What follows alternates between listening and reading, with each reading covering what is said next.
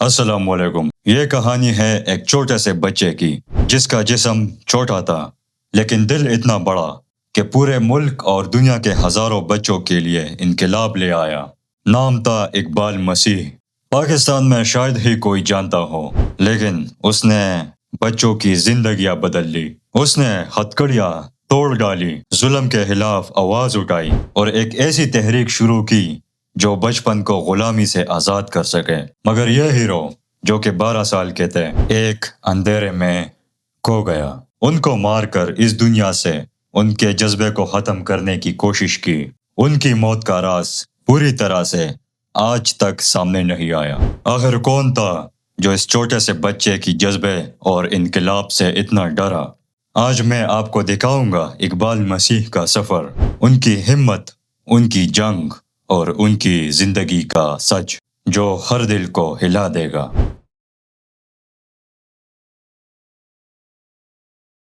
तो अब इकबाल मसीह की कहानी को गौर से देखते हैं।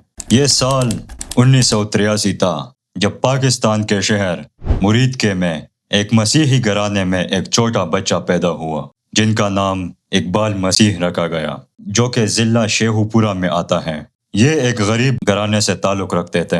उनके वालिद सैफ मसीह और इनायत बीबी पेशे से मजदूर थे। उनके घर का खर्चा और गुजारा बहुत मुश्किल से होता था।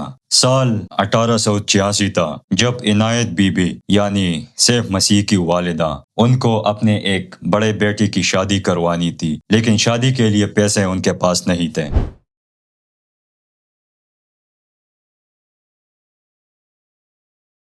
तब उन्होंने एक फैसला किया और उसके नतीजे में उन्होंने एक कारपेट फैक्ट्री के मालिक से 600 रुपए का उधार ले लिया। बाद में क्या हुआ कि उनके लिए कर्ज को अदा करना बहुत मुश्किल हो गया। घर के खर्चे भी उठाने पड़ते थे, जिसके नतीजे में उन्होंने अपने छोटे बेटे यानी इकबाल मसीह को, जो कि उस वक्त उनकी उम्र सिर्फ 4 साल थी, उनको उस कारपेट फैक्ट्री में काम के लिए भेज दिया गया।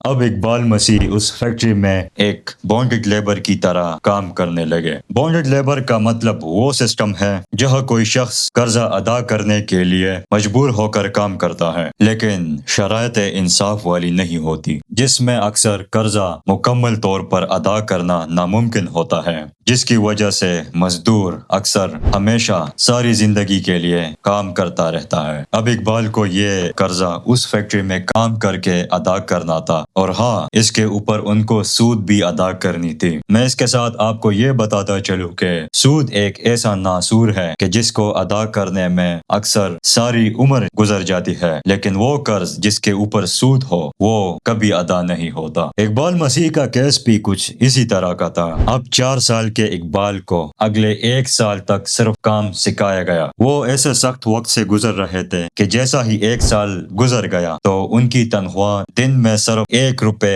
रख दी गई थी। सिर्फ यही नहीं, बल्कि इकबाल मसीह से तकरीबन दिन में 12 से 14 घंटे काम लिया जाता था, जिनमें आधे घंटे की ब्रेक उन्हें मिलती थी। इकबाल को खाना बहुत कम दिया जाता था और काम में गलती होने पर उनको मारा पीटा भी जाता था। इकबाल की जिंदगी उनके लिए बहुत मुश्किल बन चुकी थी। जिस उम्र में बच्चे स्कूल जाते हैं, उसी उम्र में छोटा इकबाल मजदूरी कर रहे थे। इकबाल उस फैक्ट्री में 6 साल तक काम करते रहे। वक्त गुजरते गुजरते और सख्तियां बर्दाश्त करते करते उनके अंदर गुलामी की जंजीरों को तोड़ने का एक जज्बा और हौसला अंदर से बढ़ता गया। इकबाल की कोशिश शुरू से यही रही कि वो किसी न किसी तरीके से उन जंजीरों को तोड़ दे और वहां से भाग जाए, और उन्होंने ये करके दिखाया जिसको करने में किसी और में वो हिम्मत नहीं थी। वो हिम्मत इकबाल मसीह ने करके दिखाई, और आखिरकार वो जब 10 साल के हो गए तो वो उस फैक्ट्री से भागने में कामयाब हो गए।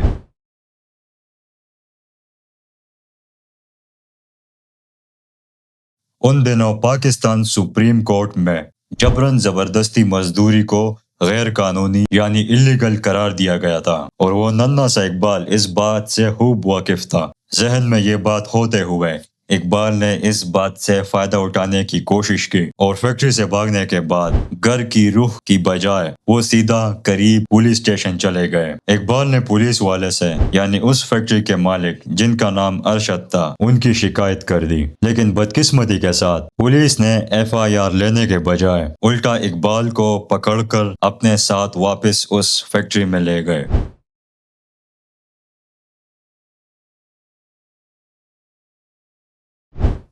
یہ لو اپنا کھویا ہوا مزدور۔ لیکن ادھر کہانی تھوڑی دیر کے لیے افسوسناک ہے، لیکن اگر کہانی میں آگے بڑھے تو کہانی کچھ الگ انداز سے موڑ لیتی ہے۔ اقبال کو فیکٹری میں لانے کے بعد اس پولیس والے نے بانڈڈ لیبر والی فائنڈر کی فیس کا مطالبہ بھی ارشد سے کیا تھا، جو کہ انہوں نے دے دیا تھا۔ فائنڈر فی کا مطلب وہ پیسہ ہے جو اس پولیس والے نے اس بات پر وصول کیا کہ میں آپ کے لیے بھاگا ہوا شخص واپس ڈھونڈ کر لایا ہوں، لیکن اس کا وصول بھی اقبال کے کھاتے میں ڈال دیا گیا تھا۔ ایک طرف گھر کا خرچہ اقبال کو برداشت کرنا پڑتا تھا، جبکہ دوسری طرف سود سمیت قرض اور ساتھ میں جرمانے وغیرہ بھی ادا کرنے تھے۔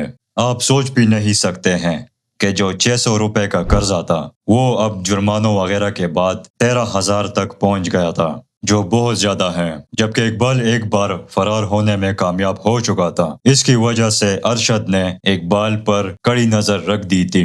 بچوں کو اب کام کرنے کے بعد زنجیروں کے ساتھ باندھ دیا جاتا تھا تاکہ وہ بھاگ نہ سکے۔ یہ اس وجہ سے کیونکہ اقبال ایک دفعہ بھاگنے میں کامیاب ہو چکا تھا۔ اب ارشد کو یہ ڈر تھا کہ اب اقبال اپنے ساتھ دوسرے بچوں کو ملا کر دوبارہ بھاگنے کی کوشش کرے گا۔ اقبال مسیح کی قد بھی ان کی عمر کے بچوں سے کم تھی۔ کچھ ذرائع کے مطابق وہ سٹنٹڈ گروتھ کا شکار تھے، جبکہ دوسری جگہ اس کی وجہ سائیکولوجیکل ڈوارفزم بتایا جاتا ہے۔ سٹنٹڈ گروتھ تب ہوتا ہے جب آپ کا کھانا صحیح نہ ہو اور آپ کی باڈی کو صحیح نیوٹرینٹس نہ ملتے ہو۔ اس کا اثر صرف باڈی پر نہیں بلکہ ذہن کی نشوونما پر بھی ہوتا ہے۔ سائیکولوجیکل ڈوارفزم کا مطلب انسان کا قد چھوٹا رہ جاتا ہے جب وہ کسی سیویئر ایموشنل سٹریس میں ہو، یعنی جب کوئی حد سے زیادہ ذہنی دباؤ کا شکار ہو جائے۔ اقبال مسیح کو سانس کا بھی مسئلہ ہونے لگا تھا، کیونکہ کارپیٹ فیکٹری میں ڈسٹ، کارپیٹ فائبر اور ڈائی یعنی رنگ وغیرہ ہوتا ہے، اور اوپر سے پسینہ وغیرہ بھی، اور اس کے اوپر 12 سے 14 گھنٹے کام۔ آپ سوچ سکتے ہیں۔ لیکن یہاں پہ کہانی اپنا موڑ بدل لیتی ہے اور خوش قسمتی کے ساتھ اقبال کو فیکٹری کا دروازہ کھلا نظر آتا ہے اور ان کے دل میں امید کی کرن ایک بار پھر جاگ اٹھتی ہے۔ اقبال سوچتا ہے کہ یہی موقع ہے۔ موقع کا فائدہ اٹھاتے ہوئے اور ہمت کرتے ہوئے چھوٹا اقبال غلامی کی زنجیروں کو ایک دفعہ پھر توڑ دیتا ہے اور وہاں سے بھاگنے میں اپنے مقصد میں ایک دفعہ پھر کامیاب ہو جاتا ہے۔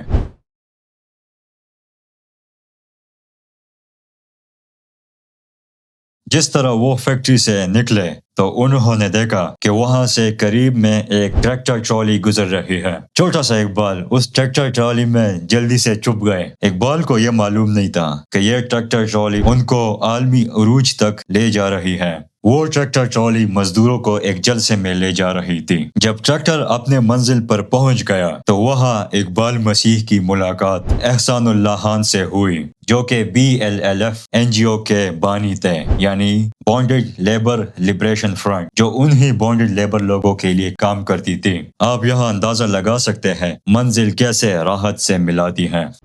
اقبال نے اپنی ساری کہانی احسان اللہ خان کو سنائی، جسے بعد میں اقبال مسیح نے پورے جلسے میں اپنی زندگی کے مشکلات مرحلے لوگوں کے سامنے بیان کیے۔ اقبال مسیح نے BLLF پلیٹ فارم کے ذریعے اپنی آواز ساری دنیا تک پہنچائی۔ اقبال نے اس وقت حکومت وقت کی توجہ حاصل کی، جس کی وجہ سے 1992 بانڈڈ لیبر سسٹم ایکٹ نافذ کیا گیا۔ ان دنوں BLLF کا ایک اسکول ہوا کرتا تھا۔ اقبال مسیح نے وہاں سے تعلیم بھی حاصل کی۔ اقبال بہت ذہین تھا اور ان کو پڑھنے لکھنے کا اتنا شوق تھا کہ 4 سال کا کورس صرف 2 سال کے اندر مکمل کر دیا۔ یا ہم یہ کہہ سکتے ہیں کہ حالات نے اقبال کو اتنا ستایا تھا کہ آسمان کی بلندیاں چھونے میں وہ کوئی بھی موقع ہاتھ سے چھوٹنے نہیں دے رہے تھے۔ اس کی وجہ یہ بھی ہو سکتی ہے کہ وہ اپنے ساتھ دوسرے بچوں کو بھی آزاد کرنا چاہتا تھا، جو اینٹوں کی بھٹوں، کارپیٹ فیکٹریوں، چائے کے ڈھابوں، سڑک کے کنارے جوتے پالش کرنے، بھیک مانگنے، گھروں میں ملازمت کرنے، برتن دھونے یا کوڑا اکٹھا کرنے وغیرہ وغیرہ۔ تو وہ ان سارے بچوں کی آزادی کی موٹیویشن اور تمنا دل میں رکھے ہوئے ہر رکاوٹ کو توڑتے ہوئے آگے کی طرف بڑھ رہے تھے۔ اقبال مسیح نے انگلش زبان بھی سیکھی تھی۔ اقبال کی کہانی بہت زیادہ مشہور ہو گئی تھی۔ ان کو دنیا بھر سے انویٹیشن آنے لگے۔ 1994 میں ان کو بوسٹن یعنی امریکہ میں ریبوک ہیومن رائٹس ایوارڈ بھی دیا گیا۔ اقبال مسیح امریکہ پہنچنے کے بعد بین الاقوامی سطح پر پہچانے جانے لگے تھے۔ اقبال مسیح نے اپنی جدوجہد سے تقریباً 3000 بچوں کو آزادی دلوائی جو زبردستی کام کرنے والوں کا شکار تھے۔ اقبال مسیح اب ایک ہیرو بن چکا تھا۔ دعوت میں اقبال نے بڑی جوشیلی تقریر کی جس میں انہوں نے کہا کہ میں ان لاکھوں بچوں میں سے ایک ہوں جو پاکستان میں بانڈڈ اور چائلڈ لیبر کا شکار ہے، لیکن میں خوش قسمت بھی ہوں کیونکہ BLLF کی کوششوں کی وجہ سے میں آج آزاد ہوں اور آپ کے سامنے کھڑا ہوں۔ اپنی رہائی کے بعد میں نے BLLF کی اسکول میں ایڈمیشن لیا اور آج میں اس اسکول میں تعلیم حاصل کر رہا ہوں۔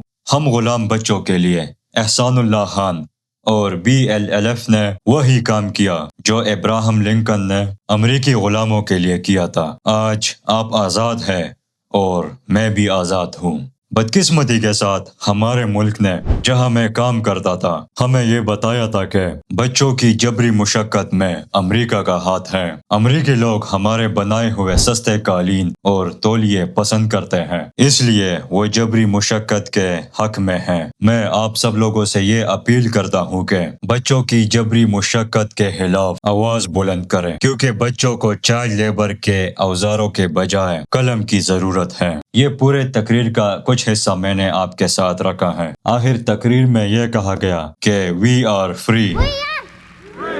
جبراً زبردستی کام کروانے والوں کے لیے اقبال مسیح خطرے کی ایک گھنٹی بن چکے تھے اور ان کی وجہ سے کام کروانے والے مافیا کو بہت بڑا نقصان پہنچ چکا تھا۔ اقبال مسیح جب بیرونی دورے سے واپس پاکستان لوٹے تو حالات کچھ ناخوشگوار تھے۔ 16 اپریل 1995 کا دن تھا جب اقبال مسیح صرف 12 سال کے تھے۔ ایسٹر کا دن تھا۔ وہ اپنے آبائی شہر موریدکے کے قریب اپنے کزنز کے ساتھ سائیکل چلا رہے تھے۔ اس وقت ہیروئن کا ایک عادی شخص جن کا نام محمد اشرف تھا، اس نے اقبال مسیح کو شاٹ گن سے گولی مار کر قتل کر دیا۔ اقبال مسیح کو آخر کس نے قتل کیا، یہ آج بھی ایک مسٹری ہے۔ یہ آج تک پوری طرح سے پتہ نہیں چلا کہ ان کے قتل کے پیچھے آخر کون لوگ ہیں۔ اقبال مسیح کے قتل کے پیچھے کچھ پہلو ہیں جو میں آپ کے سامنے رکھوں گا۔ اقبال مسیح کی بیرونی ملک کی واپسی کے بعد ان کے بڑے بھائی پطرس مسیح اور والد سیف مسیح نے احسان اللہ خان اور BLLF پر یہ الزام لگایا کہ یہ دنیا بھر سے